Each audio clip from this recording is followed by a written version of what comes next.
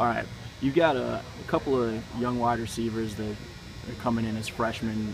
You probably remember pretty well what that was like for you. What's the biggest challenge that you remember that you can kind of help them through, or what's been the biggest challenge that you've seen them deal with? Has it been the same? Yes, I feel like everyone has that learning curve that they need to go through, and the best medicine for it is experience. And I feel like they're developing very nice and becoming good players very fast because they're learning really quickly. But they're doing everything any other freshman would do, and they still have a long way to go, but they're coming along. Your role kind of changes a little bit, I guess, this year in a couple ways. What's the biggest difference for you that you're kind of adjusting to heading into this season? Right. I feel like the only difference between now and then is I'm a lot more experienced and I have a lot more weight on my shoulders, and the simple fact that I'm playing a lot more positions, but I'm embracing it, and also I'm excited because I know all the positions, and I just know that it allows myself to be way more versatile and allows myself to make more plays. How deep is this receiving group? People are talking about maybe seeing more spread looks because of the talent there, and what y'all can accomplish if the quarterbacks take care of their end. How many guys do you think realistically are going to be able to make a pretty big impact on Saturdays? Right. Our depth at receivers is scary sometimes because you realize you have that many good receivers. It's like, wow, everyone wants the ball and everybody has to touch it. So I think it's a really, really good thing that we're fortunate enough to have as many good receivers as we do.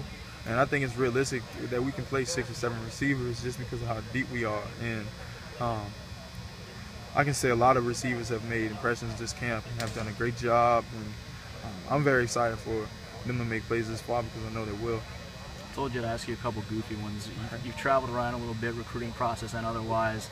What's been other than New Orleans or Baton Rouge, like your favorite place that you've visited or favorite vacation you've taken or anything like that? Right. I've enjoyed traveling with Odell and Jarvis after they made it to the NFL. We've gone a few places and we've had fun on those. We've been to Miami, went to Arizona, went to Cali. Those trips are always fun with those guys. It's crazy seeing the attention that they get and how famous they are now, how they blew up just within like a year.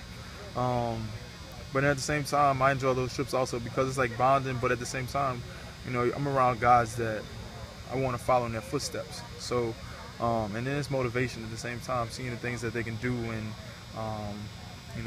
seeing the things they have. It just makes me want to work that much harder.